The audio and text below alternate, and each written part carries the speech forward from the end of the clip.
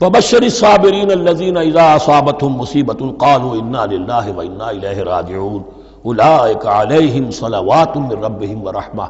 یہ ہیں وہ لوگ کہ جن پر ہر وقت اللہ کی عنایتوں کا نزول ہوتا رہتا ہے اور رحمت کی بارش ہوتی رہتی ہے۔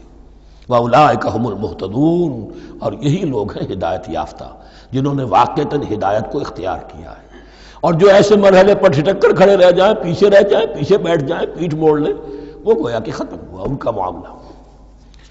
اب چونکہ اس معاملے میں بحث ہو گئی تھی خانہ کعبہ کی بھی، پھر اسی میں مقام ابراہیم کی بات آ گئی تھی، تو کچھ ذہنوں میں سوال پیدا ہوا کہ یہ جو حج کے مناسک میں صفا اور مروہ جو ہے یہ بھی تو آخر اسی کا تو ان کی کیا حقیقت ہے، کوئی حقیقت ہے یا نہیں؟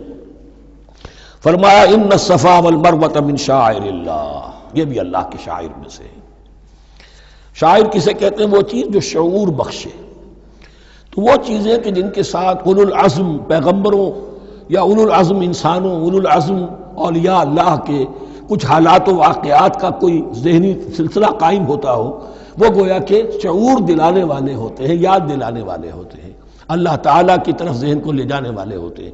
اس اعتبار سے شاعر ان الصفا والمروہ من شعائر اللہ فمن حج البیت او اعتمر فلا جناح علیہ ان یطوف بہما، تو جو کوئی بھی ہمارے گھر کا حج کرے، بیت اللہ کا حج کرے یا عمرہ کرے، اعتمر، فلا جناح علیہ، تو کوئی حرج نہیں ہے اس پر، ان یطوف بہما، کہ ان دونوں کا بھی طواف کرے، وہ جو 7 چکر لگائے جاتے ہیں، ان الصفا والمروہ۔ ومن تطوع خیرا، جو شخص جان بوجھ کر بھلا کام کرتا ہے، فإن اللہ شاکر علیم، تو جان لو اللہ بڑا قدردان ہے۔ اب شکر انسان کرتا ہے تو اس کے معنی کیا ہوں گے؟ احسان مند ہونا۔ وہی شکر اللہ کرتا ہے شکور، اس کے کیا معنی ہوں گے؟ قدردانی۔ میرے بندے نے یہ کام کیا، میرے بندے نے میرے لیے یہ محنت کی، یہ قربانی دی۔ ان اللہ شاکر علیم، اور جانتا ہے، چاہے کسی اور کو پتہ نہ چلے اسے تو معلوم ہے۔ اگر تم نے اللہ کی رضا جوئی کے لیے کسی کو کوئی مالی مدد دی ہے اس حال میں کہ جو کچھ داہنے ہاتھ نے دیا ہے بائیں کو بھی خبر نہیں ہونے دی، کجا یہ کہ کسی اور انسان کے سامنے اس کا تذکرہ ہو، تو اب یہ جو ہے اللہ کے تو علم میں ہے۔ اگر تو اللہ سے اجر و ثواب چاہتے ہو تو اس کا ڈنڈورا پیٹنے کی کوئی ضرورت نہیں، اور اگر تم نے لوگوں کو دکھانے کے لیے کیا تھا تو وہ تو شرک ہو گیا، لائبلٹی ہو گئی۔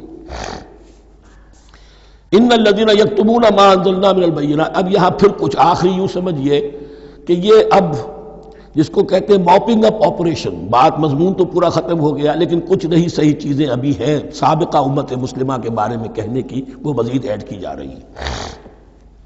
ان الذین یکتمون ما انزلنا من البینات والہدی من بعد ما بیناہ للناس فی الکتاب اولئک یلعنهم اللہ یلعنهم اللاعنون، یقیناً وہ لوگ جو چھپاتے ہیں اس شے کو جو ہم نے نازل کی ہے بینات میں سے اور ہدایت میں سے، اس کے بعد کہ ہم نے ان کو واضح کر دیا ہے لوگوں کے لیے کتاب میں، وہ لوگ ہیں کہ جن پر لعنت کرتا ہے اللہ، اور لعنت کرتے ہیں تمام لعنت کرنے والے۔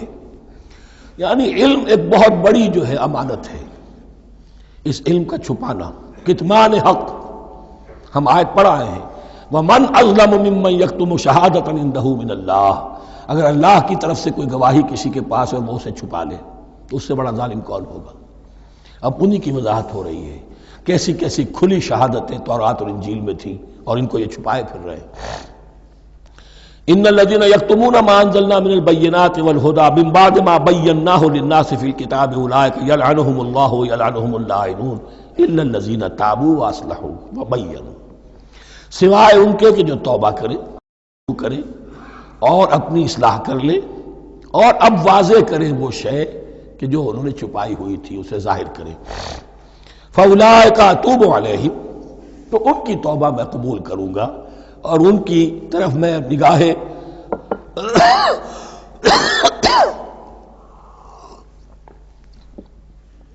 التفات میں اپنی پھر ان کی طرف متوجہ کر دوں گا۔ وَأَنَا التَّوَّابُ الرَّحِيمُ، اور میں تو ہوں ہی توبہ کا قبول کرنے والا اور رحم فرمانے والا۔ ان الذین کفروا وماتوا وهم کفار، یقیناً جن لوگوں نے کفر کیا اور وہ مرے اسی حال میں کہ کفر پر قائم تھے، اولئک علیہم لعنت اللہ والملائکۃ والناس اجمعین، ان پر تو لعنت ہے اللہ کی بھی اور فرشتوں کی بھی اور تمام انسانوں کی بھی، خالدین فیہا، اس لعنت کی کیفیت میں وہ اب ہمیشہ رہیں گے۔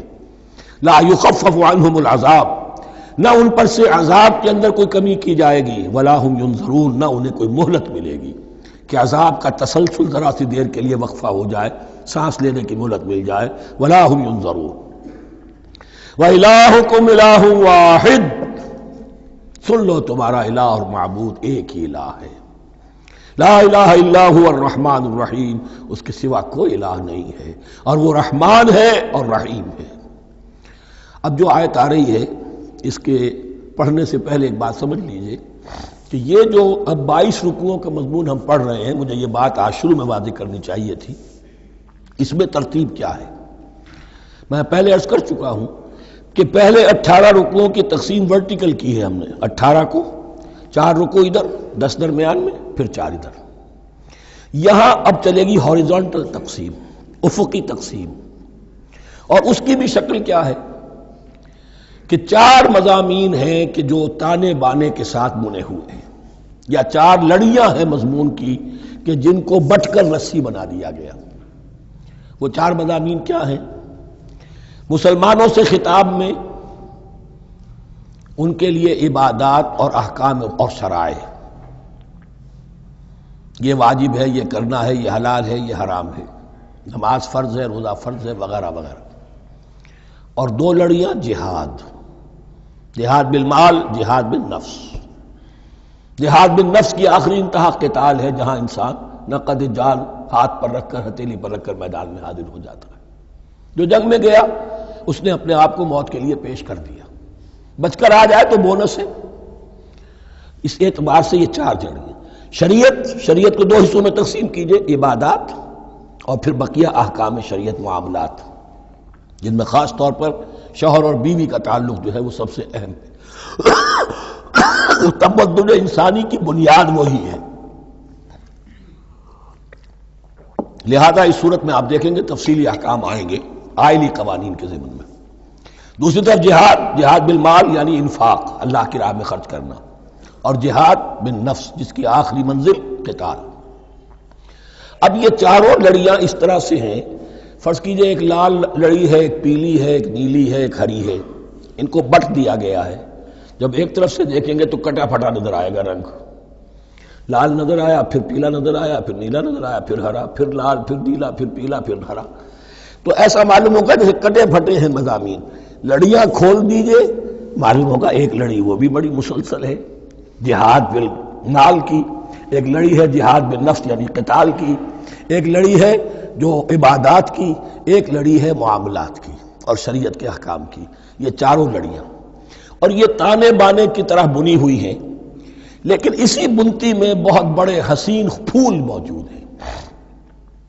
طویل آیات اور طویل آیات، عظیم ترین آیات قرآن مجید کی، ان میں سے اب ایک آیت یہاں آ رہی ہے۔ اس کو میں نے عنوان دیا ہے آیت الآیات۔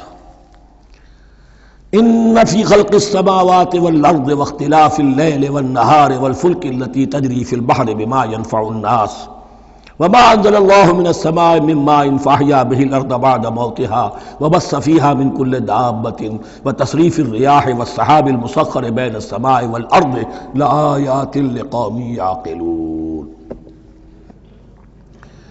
اتنے فینومینا آف نیچر کسی ایک آیت میں جمع نہیں ہے قرآن میں۔ اللہ تعالیٰ تمام فینومینا آف نیچر کو اپنی آیتیں قرار دیتا ہے۔ آسمان اور زمین کی تخلیق، رات اور دن کا الٹ پھیر مختلف جگہوں پر، اور یہ جو ستارے ہیں اور یہ جو بھی نباتات ہیں زمین کی، ان میں سے آیتیں ہی آیتیں۔ لیکن ان آیت الآیات کو جس طرح یہاں ایک آیت میں سمویا ہے، یہ حکمت کا ایک بہت بڑا پھول ہے، بہت بڑا پھول جو ان 4 لڑیوں کی بنتی کے اندر آ گیا ہے۔ یقیناً آسمان اور زمین کی تخلیق میں اور رات اور دن کے الٹ پھیر میں اور اس جہاز میں یا کشتی میں جو چلتی ہیں سمندر میں یا دریاؤں میں، وہ سامان لے کر جو لوگوں کو نفع دیتا ہے، بما ينفع الناس وما انزل اللہ من السماء من ماء، اور اس پانی میں کہ جو اللہ نے اتارا ہے آسمان سے، فاحیا به الارض بعد موتها، اور پھر اس سے وہ زندہ کر دیتا ہے زمین کو اس کے مردہ ہو جانے کے بعد۔ بے آب و گیا زمین پڑی تھی، بارش ہوئی ہے، اسی میں سے روئیدگی آ گئی ہے۔ وَبَثَّ فِيهَا مِن كُلِّ دَابَّةٍ، اور یہ تمام حیوانات اور چرند اور پرند جو اس کے اندر پھیلا دیے گئے ہیں. وَتَصْرِيفِ الرِّيَاحِ، اور یہ ہواؤں کا چلنا جو ہے، کبھی پرواں چل رہی ہے، کبھی پچھمی چل رہی ہے، کبھی مشرق سے آ رہی ہے، کبھی مغرب سے آ رہی ہے، تصریف الریاح ہے. وَالسَّحَابِ الْمُسَخَّرِ بَيْنَ السَّمَاءِ وَالْأَرْضِ، اور ان بادلوں میں کہ جو معلق کر دیے گئے آسمان اور زمین کے درمیان. لَآيَاتٍ لِقَوْمٍ يَعْقِلُونَ، ان سب میں آیات ہیں، نشانیاں ہیں ان لوگوں کے لیے جو عقل سے کام لیں. ان کو دیکھو اور ان کے خالق کو، مدبر کو پہچانو. آیات ہے، اور ان کے آیات کے پہچاننے کا جو عملی نتیجہ نکلنا چاہیے، اور جس کو عام طور پر لوگ نہیں پہنچ پاتے جس تک، اب اگلی آیت میں اس کا تذکرہ ہے. نتیجہ تو نکلنا یہ چاہیے کہ پھر محبوب اللہ ہی ہو، شکر اسی کا ہو، اطاعت اسی کی ہو، عبادت اسی کی ہو. جب سورج میں کچھ نہیں، یہ تو اللہ نے اس کو بنایا ہے، یہ حرارت جو ہے اللہ نے دی ہے، چاند میں کچھ نہیں، ہوائیں چلانے والا کوئی وہی تو ہے. تو اب کسی شے کے لیے کوئی شکر نہیں، کسی شے کے لیے کوئی عبادت نہیں، کوئی ڈنڈوت نہیں، کوئی سجدہ نہیں، بلکہ صرف اللہ کے لیے. اور وہی مطلوب و مقصود بن جائے، وہی محبوب ہو. لا محبوب الا اللہ، لا مقصود الا اللہ، لا مطلوب الا اللہ. جن لوگوں کی یہاں تک رسائی نہیں ہو جاتی، وہ لوگ کسی اور شے کو اپنا محبوب و مطلوب بنا کر اس کی پرستی شروع کر دیتے ہیں. خدا تک نہیں پہنچے، اپنے نفسی کو معبود بنا لیا، جو یہ کہے کر رہے، معبود تو ہو گیا. ارأیت من اتخذ الہہ ہواہ، اپنے قوم کو معبود بنا لیا، قوم کی برتری کے لیے اور قوم کی سربلندی کے لیے جانے بھی دے رہے وطن کو معبود بنا لیا. اس حقیقت کو علامہ اقبال نے سمجھا ہے. اس دور کا سب سے بڑا بت وطن ہے. اس دور میں میں اور ہے، جام اور ہے، جم اور، ساقی نے بنا کی روش لطف و ستم اور، تہذیب کے آزر نے ترشوائے صنم اور، مسلم نے بھی تعمیر کیا اپنا حرم اور، ان تازہ خداؤں میں بڑا سب سے وطن ہے، جو پیرہن اس کا ہے وہ مذہب کا کفن ہے. نیشنلزم، ٹیریٹوریل، وطنی قومیت، وطن کی جے، یہ معبود بنائے بیٹھے.